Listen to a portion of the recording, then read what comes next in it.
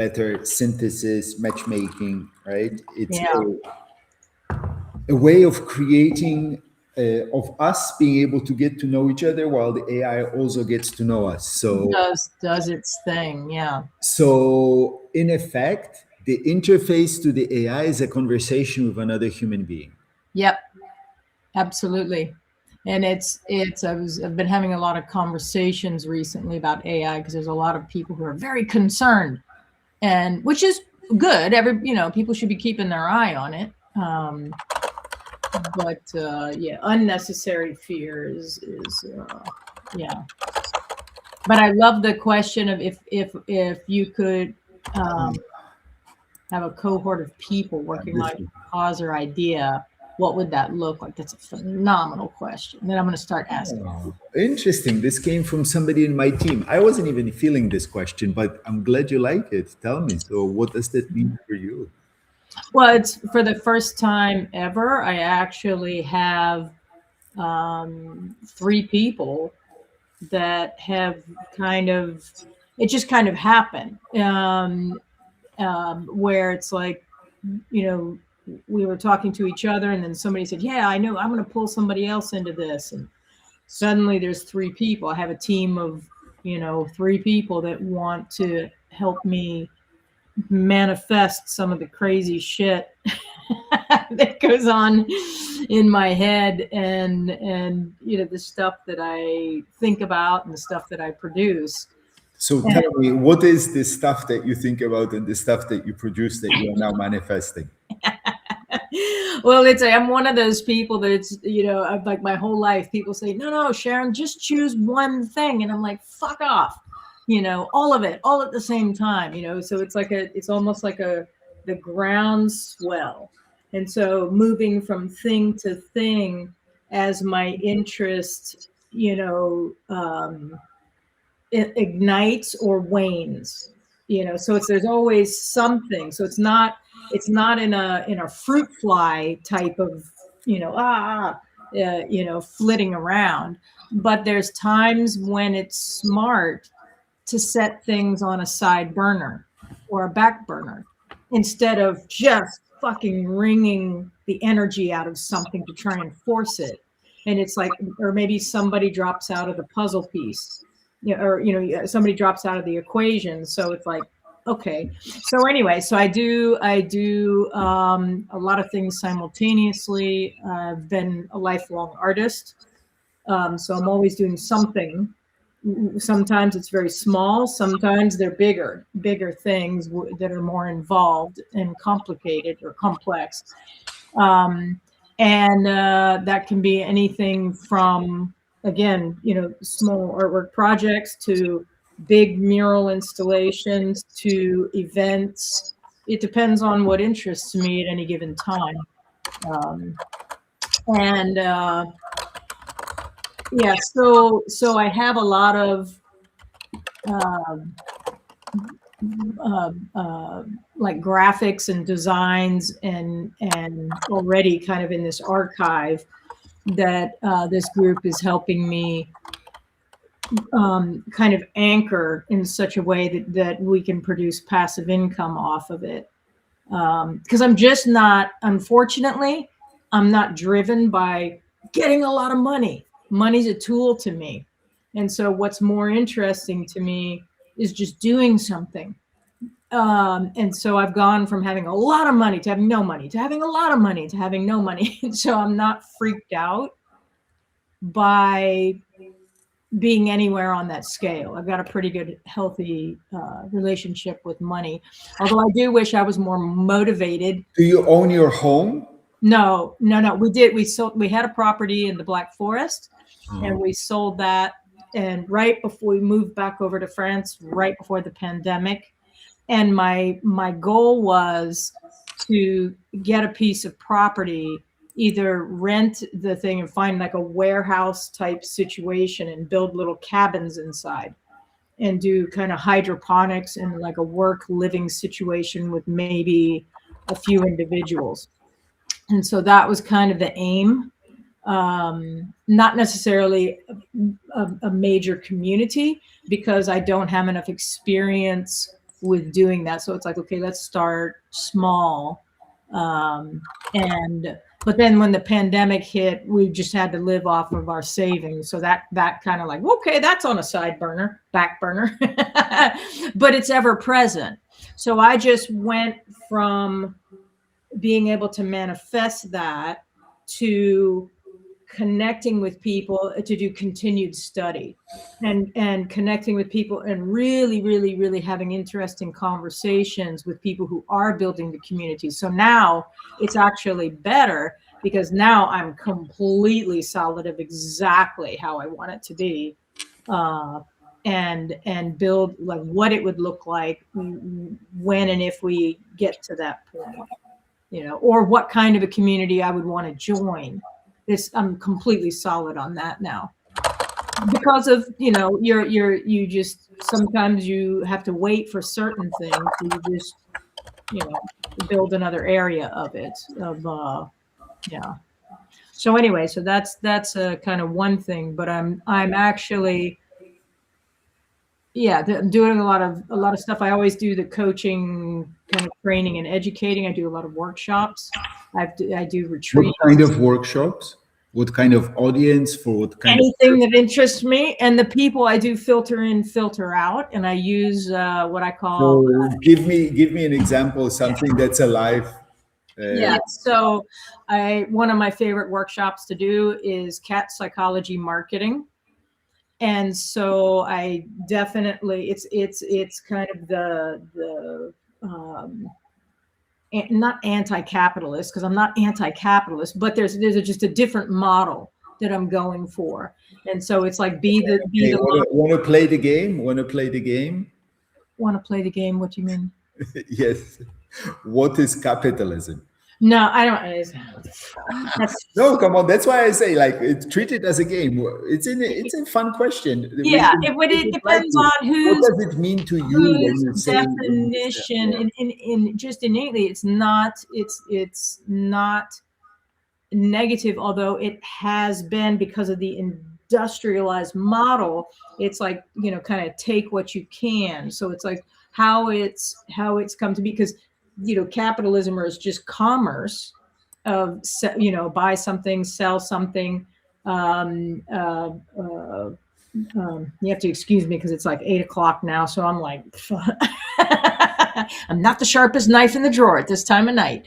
So it's the thing of supply and demand, but it's like certain amounts, what you read about how people describe capitalism is that take what you can.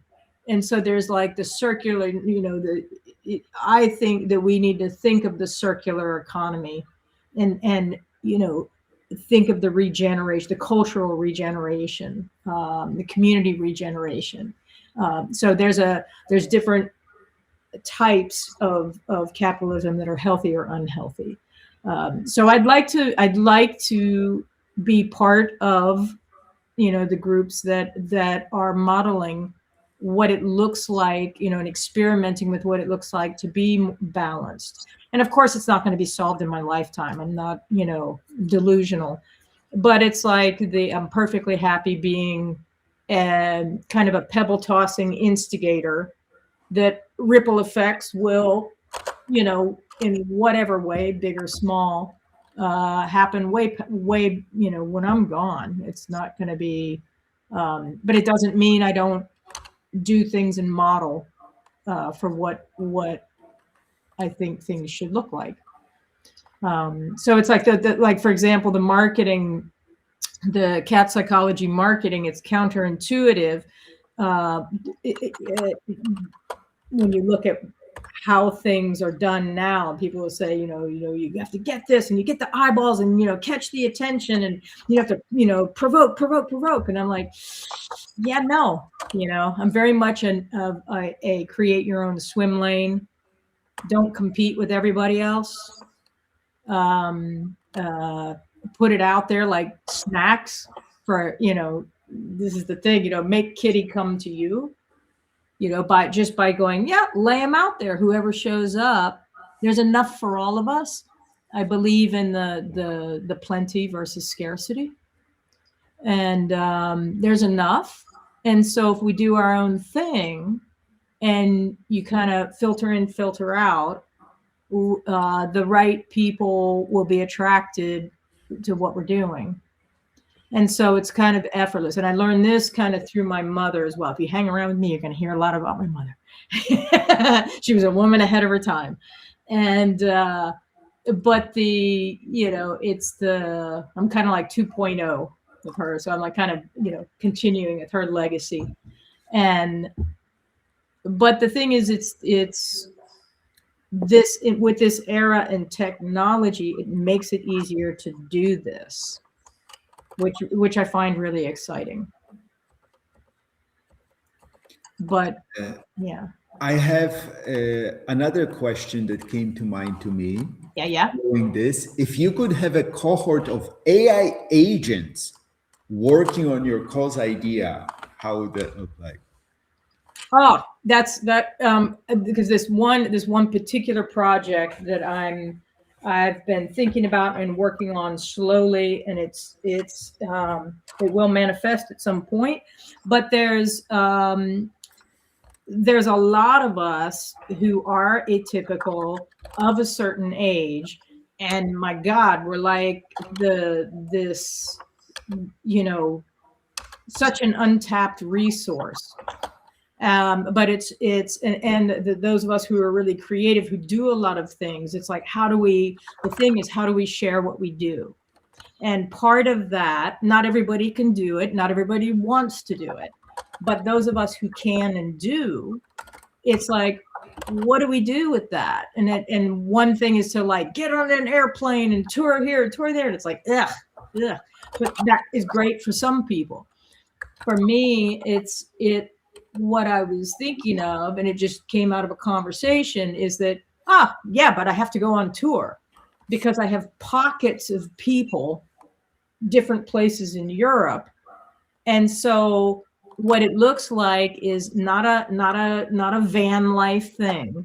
It's more like a maker truck studio that just happens to have a bed that I can pull out of the ceiling and sleep on. But it's essentially a maker truck studio.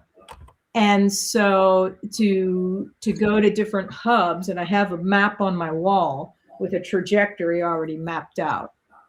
And so I don't know if it's going to happen in 2027 or 2028, but it's the thing of going from place to place and collaborating with people.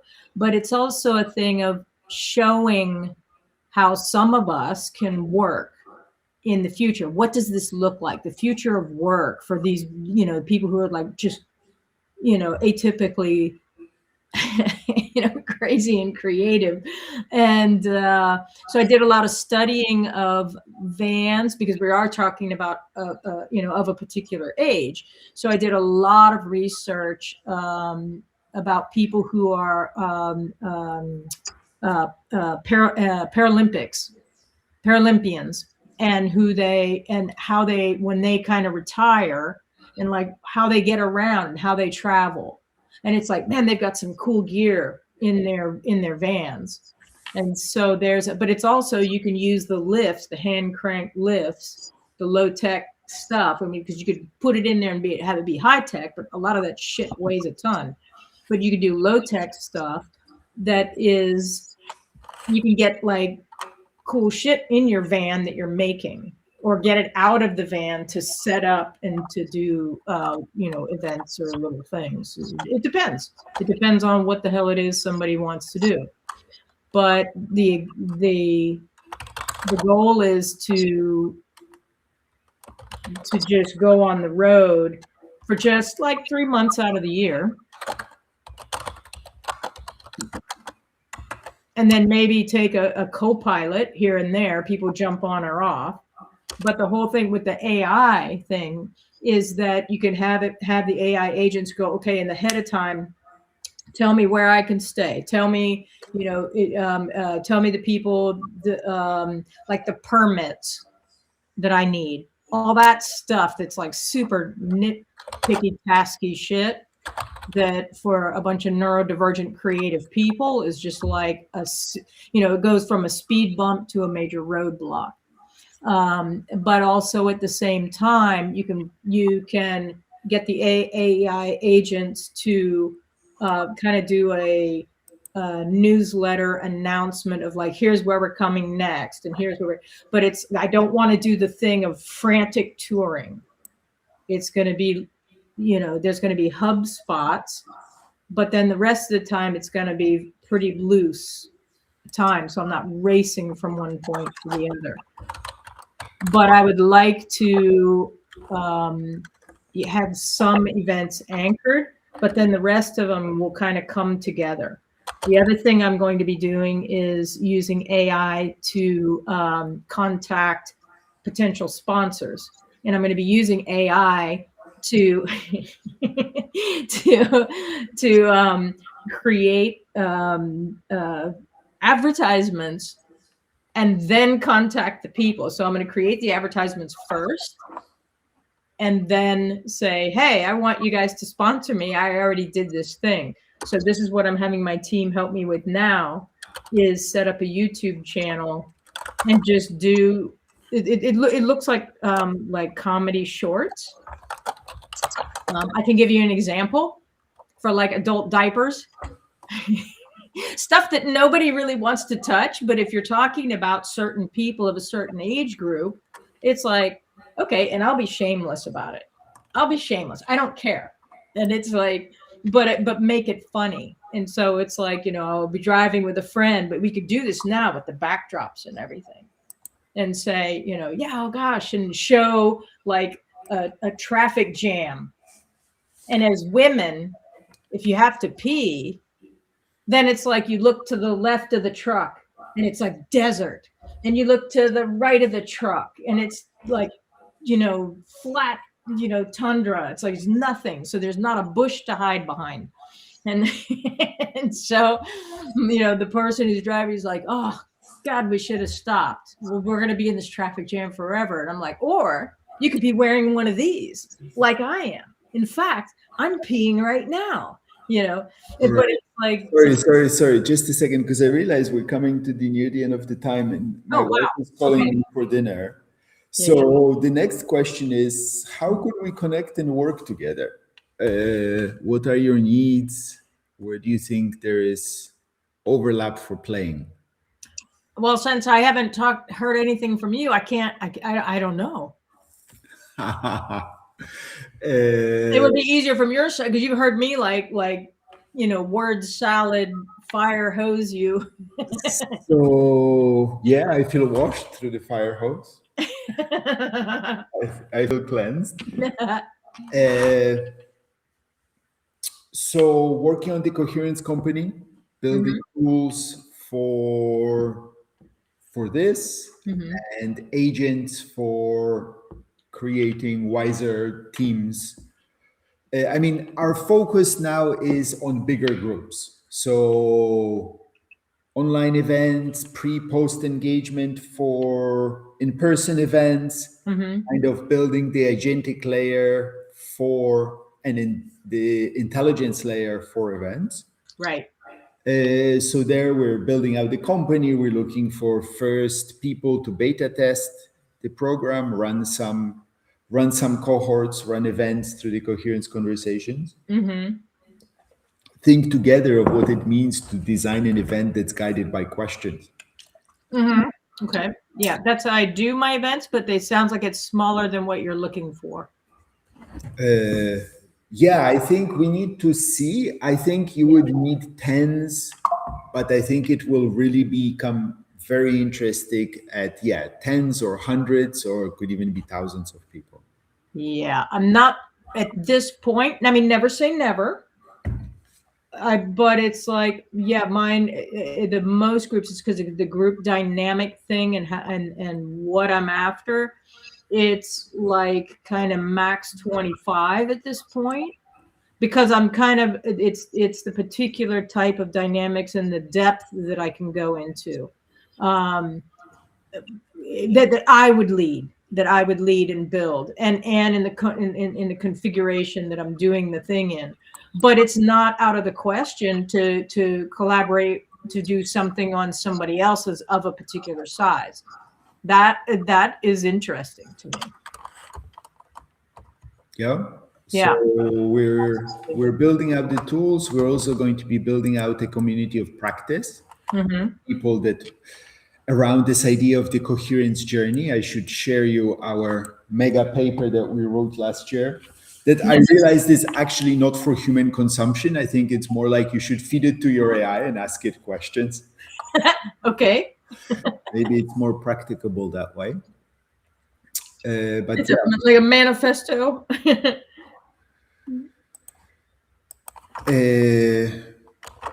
Yeah, I think that can be the easiest and most interesting way to engage. We're just in the process of figuring it out. Okay.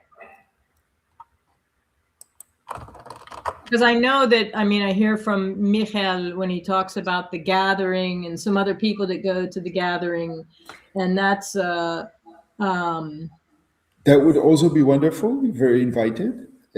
Portugal, September. It's going to be very good. The idea is to build a transformational event, but for organizations or communities. Right. Human groups. There's lots of transformational festivals for individuals. We will transform organizations. And it's a great opportunity to get together with your team, with your community, and to see how your organization is in the bigger ecosystem. And just think how to represent.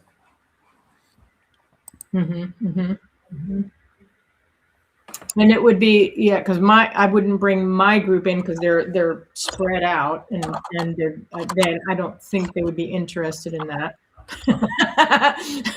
not because they have, some of them have like young kids and families, so it's like it's kind of like not a possibility for me. But I'm interested in because I do that with the coaching of enterprises and companies and groups.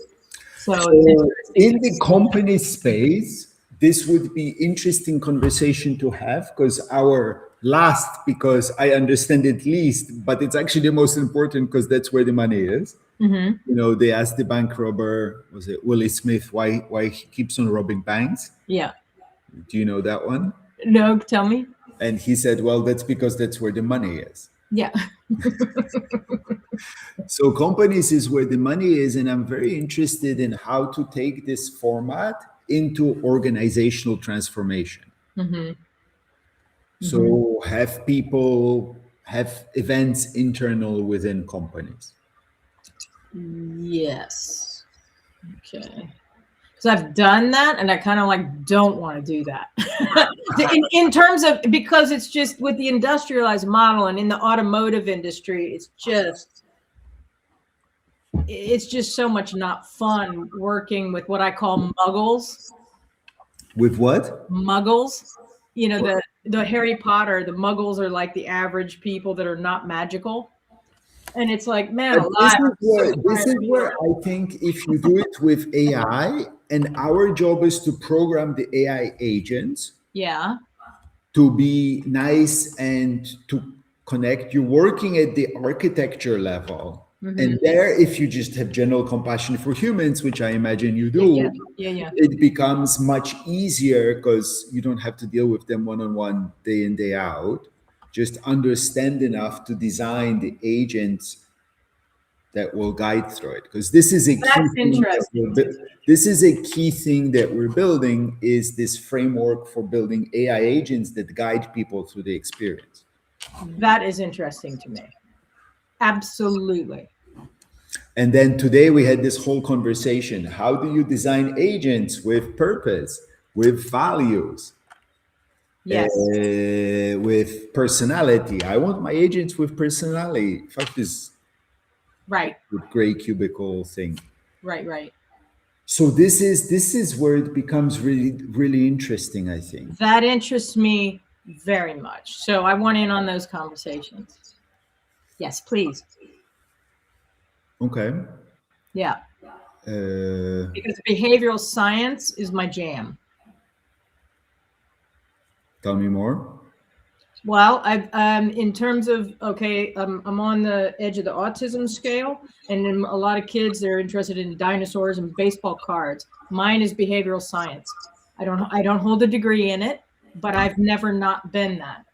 And it's like animal behavior, human behavior. And my mother would say, because she was in leadership, corporate leadership training, and also an artist, but would tell me, she's like, wow, everything that she studied, I was studying.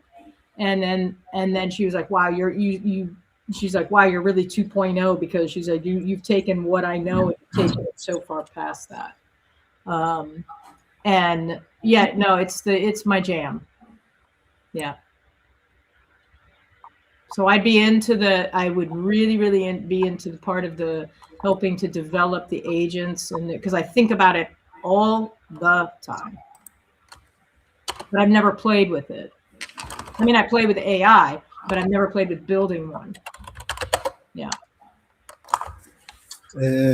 Cool. Okay. Okay. So I have to think, because right now I just booted up the group for the technologists. I have to think, how technological are you? What is your usual tools that you use?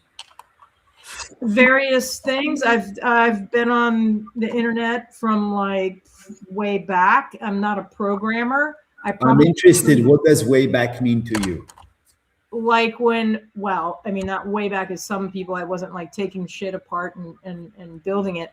But as soon as computers were coming into the houses. Your first computer?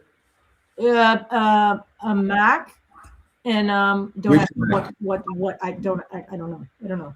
It's like the hardware thing didn't really interest me. It was just the fact that I could use it. And so we were typing things in, but it was just like, it was so primitive compared to what we have now. But I've been in a lot of beta groups, in training groups, like Coursera. I was in the beta Coursera things where there were like 6 classes. My wife is giving me weird shit. My mother-in-law came, so the cooking is very good and the kitchen is very clean. But she brought like some weird herbs. As it turns out, in Russia, or at least in this family, every woman is an amateur herbalist, doctor. So they're basically witches, right?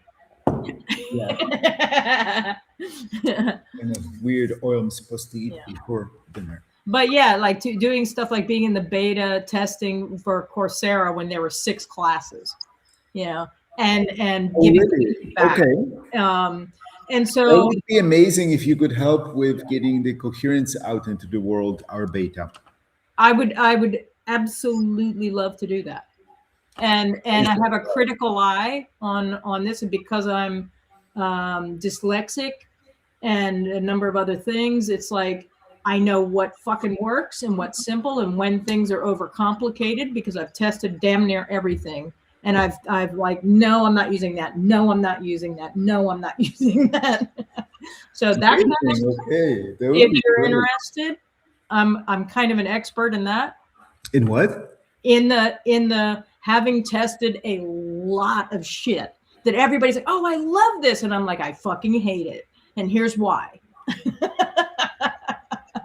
and it's not just me, but the thing that the tools are built for. Either it's one size fits all, or one thing fits most people, but the marginalized people just can't use the fucking thing. Yeah. So I'm kind of not the canary in the coal mine, but the person going, hey man, you need to build something else into this.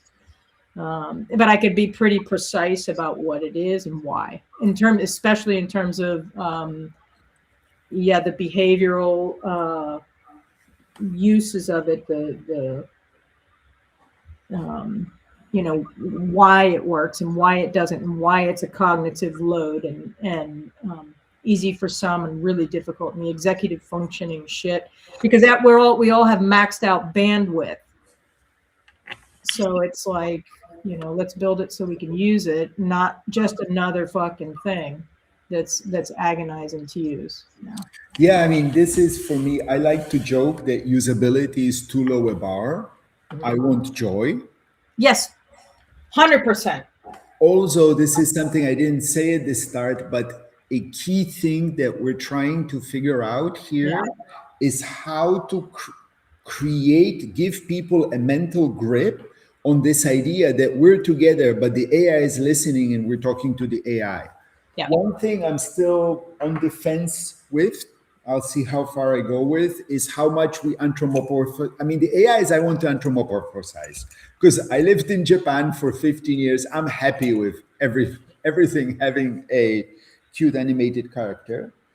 But so right now I'm playing with this idea of a field that we're co-creating a field. So it's either that or there is a little AI icon in the corner listening to us. I have to see which way we go, or maybe both are options. And yeah, I was saying I don't want people's consent for being recorded. I want their excitement to be here and co-creating this field together. Yes. Yeah. Consent is too low a bar, because a key thing when working with this AI in this space thing is to not make it some kind of a weird surveillance thing. Yes. Yeah. Yeah. Yeah. So yeah, that's where we're Cool. at. Okay, let's be in touch. Yeah, I want to know more about what you're doing, and so send me the chunky paper and your manifesto or whatever it is.